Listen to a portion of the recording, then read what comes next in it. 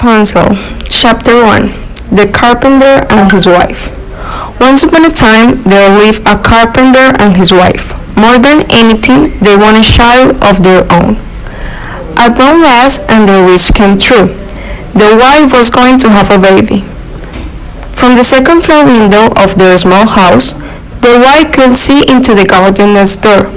Such fine rows of plants and flowers there were, but no one dared to go over the garden wall to see them up close, for the garden belonged to the witch.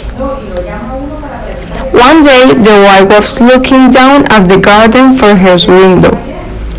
How fresh looking were those big green heads of lettuce. "It is just what I need to eat," said the wife to her husband. "You must go and get some." "But we cannot," said the carpenter. "You know as well as I do the garden belongs to the witch, who lives next door." "If I cannot have that lettuce," said the wife, "I will not eat anything at all. I will die." What could the carpenter do? Late that night he climbed over the garden wall. With very quiet steps he took one green head of lettuce. With more quiet steps he went back over the garden wall, and his wife ate up the lettuce right away. But eating the lettuce only made her want more. She could not have more lettuce. If she could have no more lettuce, she said, there was nothing she would eat at all. So the next night the carpenter climbed back over the garden wall. He picked up one more head of lettuce, and all at once came a high, loud voice. "Stop! What do you think you're doing?" I'm getting lettuce for my wife," said the carpenter. "You thief!" yelled the witch. "You will pay for this, please," said the carpenter. My wife is going to have a baby. She saw your lettuce and wanted so very much." "Should I care about that?" shouted the witch. "I will do anything," said the carpenter. He thought maybe I can bring her something. "You say you will do anything?" said the witch. "Yes," he said. "Fine," said the witch. "Here is the deal. Go ahead. Take the lettuce you want.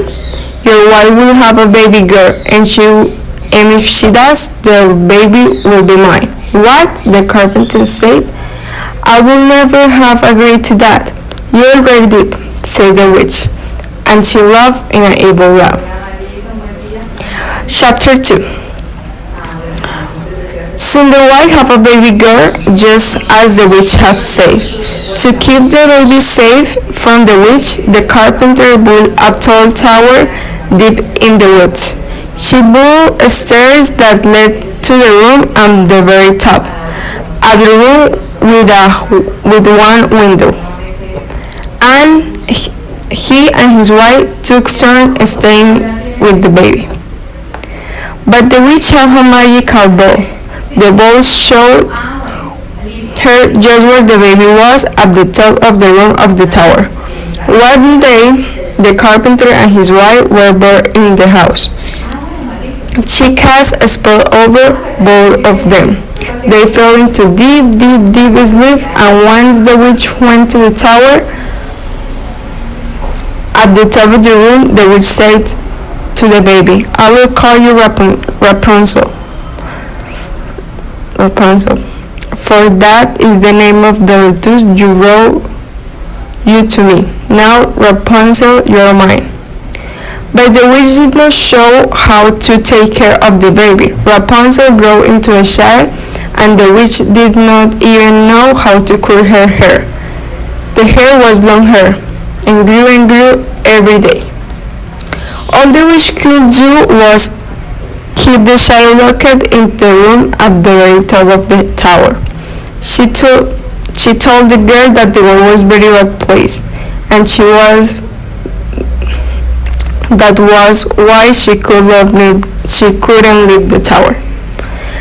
As she grew up, Rapunzel many times said to the witch, "There is nothing here to do for me to do. Why must I stay in this tower all the time?"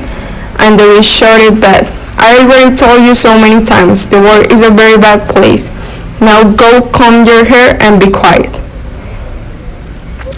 "But is this really so bad out there? Sometimes I hear people laughing down below," Rapunzel will say sometimes.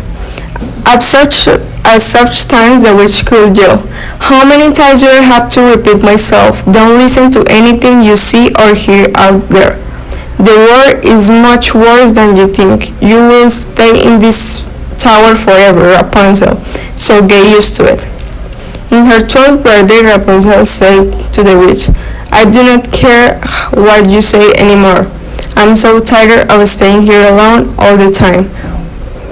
When you're gone, I will chip away at the door. I will make a hole.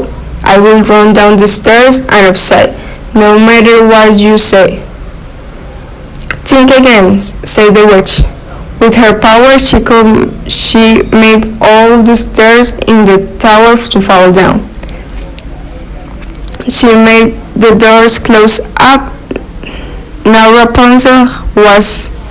there was no way for Rapunzel to escape. Chapter 3. A Singing Voice.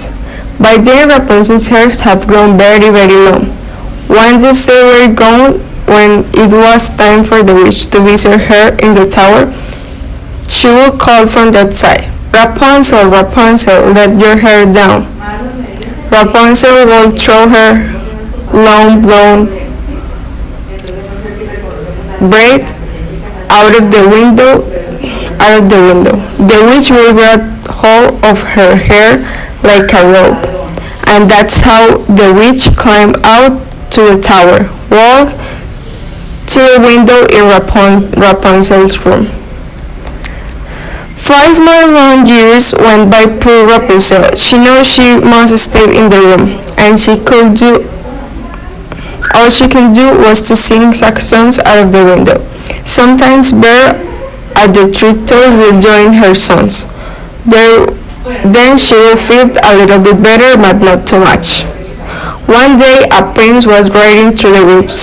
He heard a beautiful singing voice. Where is that coming from?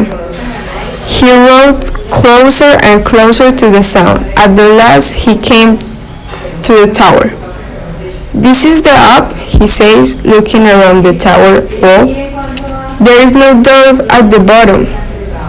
Yet it's someone singing at the very top. How does anyone get out of there?" Each day the prince came back to the tower. There was something about that voice that pulled him back. So who was that young woman singing at the top? Could he ever met her? One day when the prince rode out, he saw an old woman standing below the tower. He jumped behind the tree to hide. It was a witch. He heard her call, "Rapunzel, Rapunzel, let it down your hair." A long blonde braid was thrown out of the window. The old woman grabbed the braid and she climbed the wall to the windows at the top of the tower. "Ha ha," said the princess. "So that is how it's done," he waited. After a bit, the braid was thrown from the window again. The witch climbed back down the tower wall, and then she left. The princess waited. He stepped up the tower in the voice that sounded as much like as the witch as he could. "Rapunzel, Rapunzel, let down your hair." In that moment, the same long blonde braid came out of the window. "It worked," thought the princess. He climbed up the wall. You can be sure that Rapunzel was very surprised to see the prince climb up her window. She had ever seen a person close before other than the witch, and never a man. "Who are you?" she said in fear. "Do not worry," said the prince. "I am a friend." "But I don't know you," Rapunzel says. "I feel as I know you," said the prince, "since I have sing songs from up here every day after day." You have a beautiful voice, and I love it when the birds sing with you too. I like that too, said Rapunzel. It might have been the only thing I like, since I must stay here and this same old tower day after day my whole life long. Rapunzel told the prince about the witch. She told him that since the world was a stressful place, she must always stay in the tower. But the world is not as bad as she said the princess. He told Rapunzel about the flowers, the festival, the games, and the gardens. He told her about the poppies and the puddles, strawberries, and secrets. Many hours went by. At last Rapunzel said, he must go. The witch may come back at any time. Very well, said the princess, but I will be back tomorrow. Rapunzel threw her braid out the window, and the next day the princess climbed down. He said, I have a surprise for you. He had brought strawberries for her. As she tasted strawberries, Rapunzel thought, now I know that what I was told is not true. The world can be a very fine place. I must get up this tower as soon as I can, but how? Chapter 4, Plan to Escape. One day, the prince says, if only you could get out of this tower, I can come and go by climbing the walls by holding into your braid. But once I'm down, how can you get down too? I know, Rapunzel says. Bring me a ball of silk each time you come. I can wave the silk into a letter. Silk flows you so small that the witch won't see. When the ladder gets long enough to reach the ground, we will be able to climb out of here. That's it, said the princess. Then he moved closer to Rapunzel.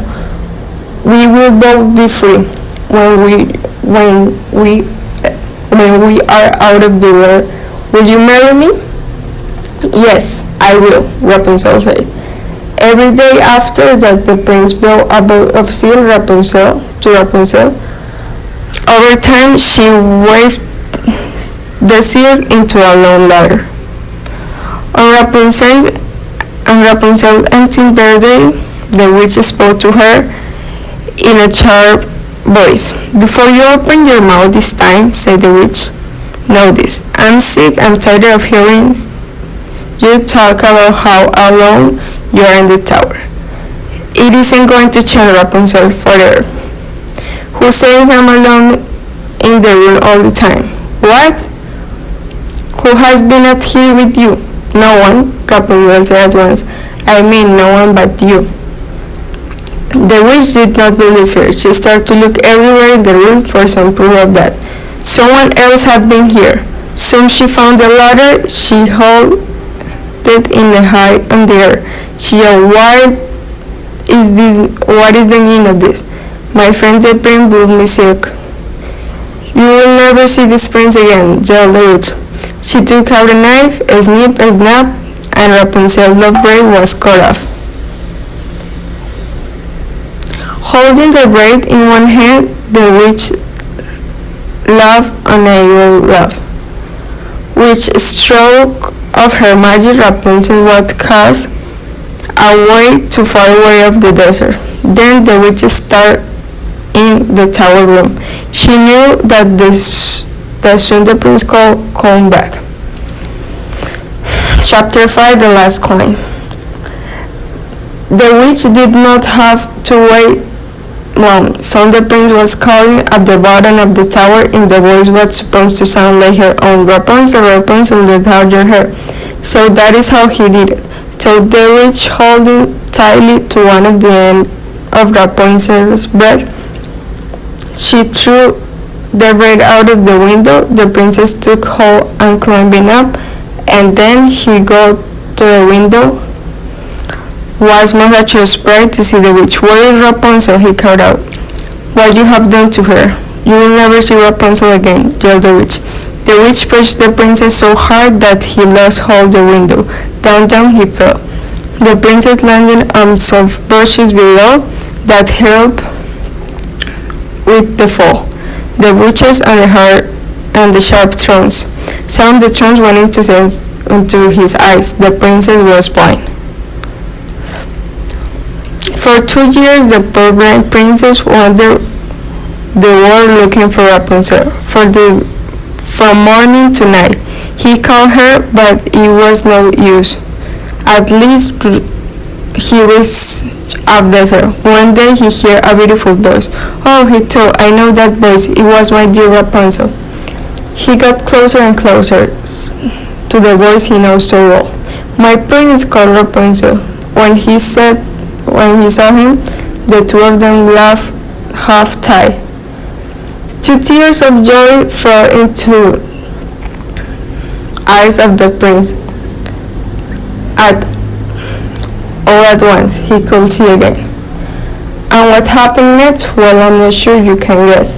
The prince and Rapunzel went back into the kingdom where the prince lived.